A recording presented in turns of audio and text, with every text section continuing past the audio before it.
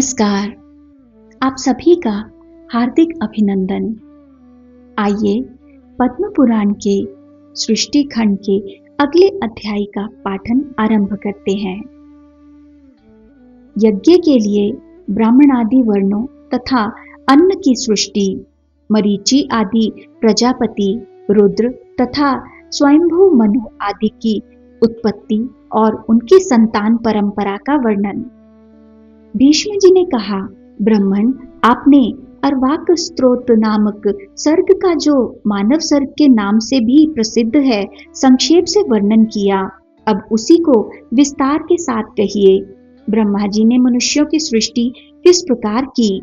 महामुने, प्रजापति ने चारों वर्णों तथा उनके गुणों को कैसे उत्पन्न किया और ब्राह्मणादि वर्णों के कौन कौन से कर्म माने गए हैं, इन सब बातों का वर्णन कीजिए। पुलस्त्य जी बोले, कुरुश्रेष्ठ, सृष्टि की इच्छा रखने वाले ब्रह्मा जी ने ब्राह्मण, क्षत्रिय, वैश्य और शूद्र इन चार वर्णों को उत्पन्न किया।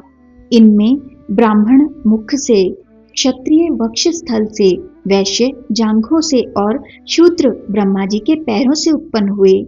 महाराज, ये चारों वर्ण यज्ञ के उत्तम साधन है। अतः ब्रह्मा जी ने यज्ञानुष्ठान की सिद्धि के लिए ही इन सब की सृष्टि की। यज्ञ से तृप्त होकर देवता लोग जल की वृष्टि करते हैं, जिससे मनुष्यों की भी तृप्ति होती है।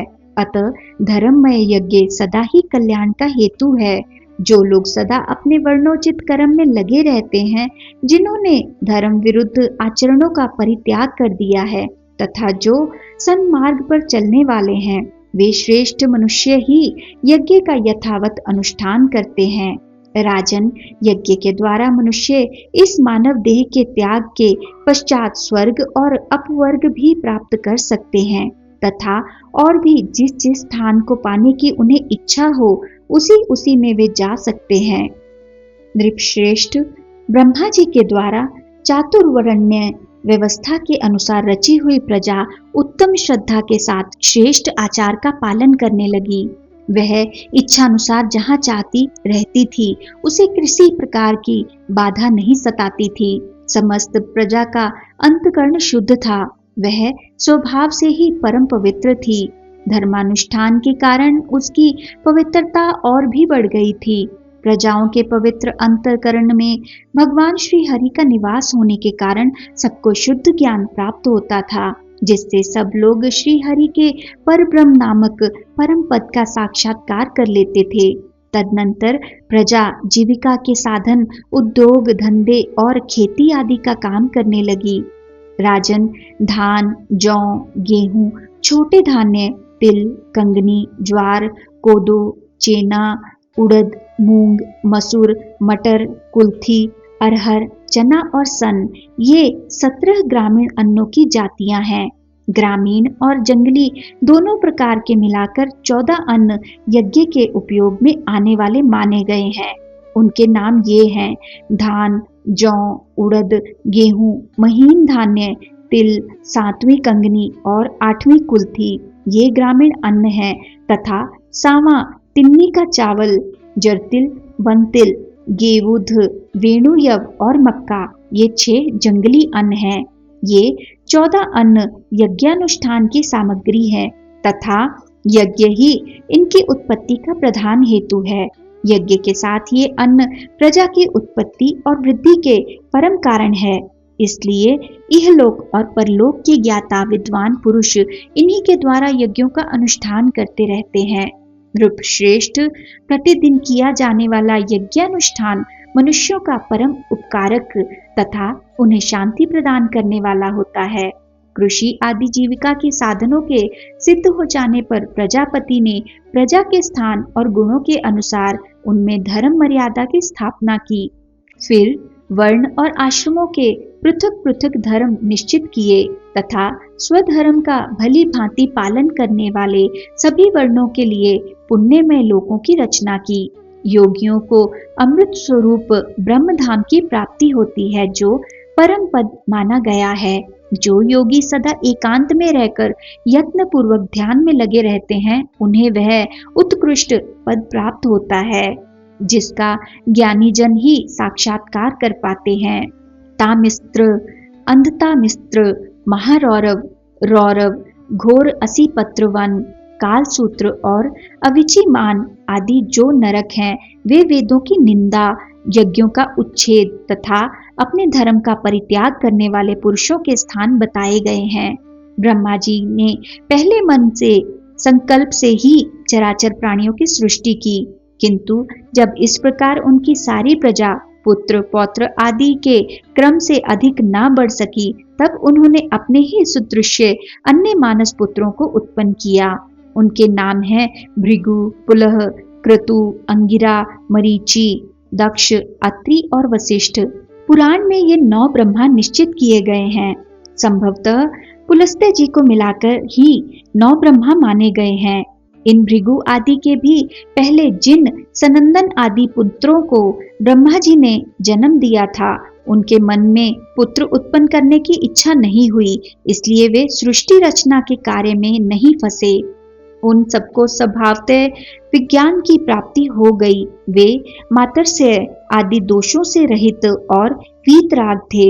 इस प्रकार संसार की सृष्टि के कार्य से उनके उदासीन हो जाने पर महात्मा ब्रह्मा जी को महान क्रोध हुआ। उनकी भौएं तन गई और ललाट क्रोध से उद्दीप्त हो उठा। इसी समय उनके ललाट से मध्याह्न कालीन सूर्य के समान तेजस्वी रुद्र प्रकट हुए। उनका आधा शरीर स्त्री का था और आधा पुरुष का। वे बड़े प्रचंड थे और उनका शरीर बड़ा विशाल था। तब ब्रह्मा जी उन्हें यह आदेश देकर कि तुम अपने शरीर के 2 भाग करो, वहां से अंतर्ध्यान हो गए। उनके ऐसा कहने पर रुद्र ने अपने शरीर के स्त्री और पुरुष रूप दोनों भागों को पृथक पृथक कर दिया और फिर पुरुष भाग को 11 रूपों में विभक्त किया।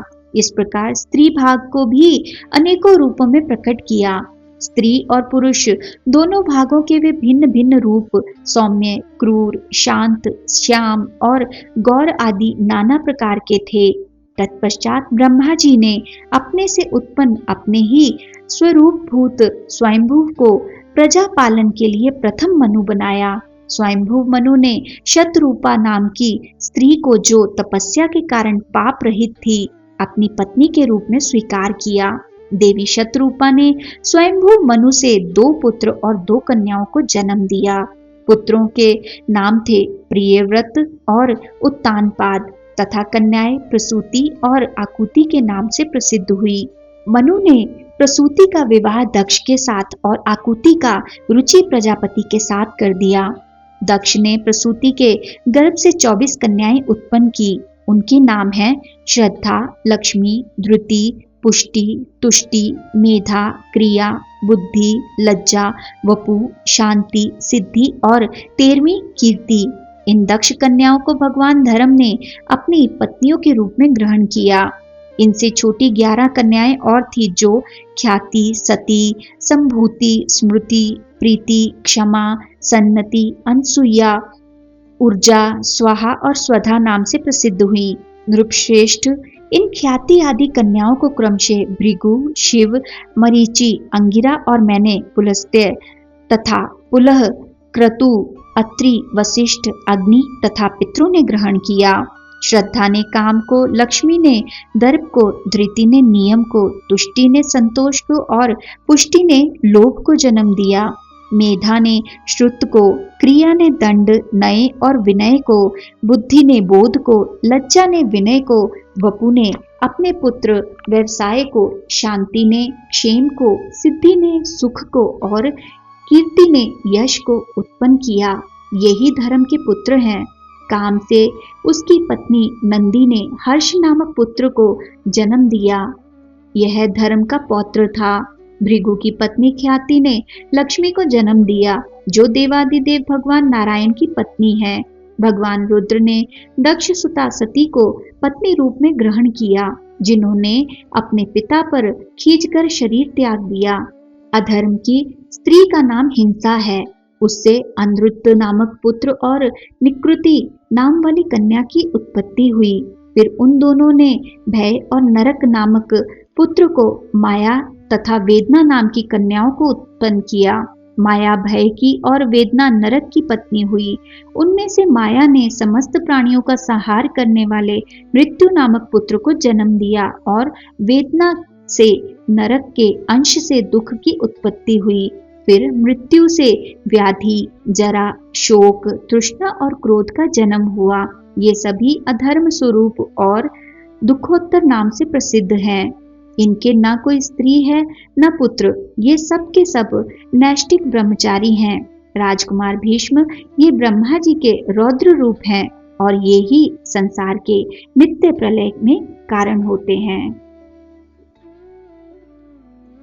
आज के इस पाठन को हम यहीं पे विराम देते हैं और अगले अध्याय के पाठन के लिए हमारे साथ फिर से जुड़िएगा।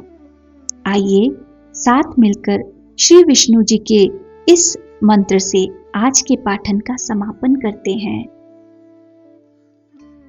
ओम नमो भगवते वासुदेवाय।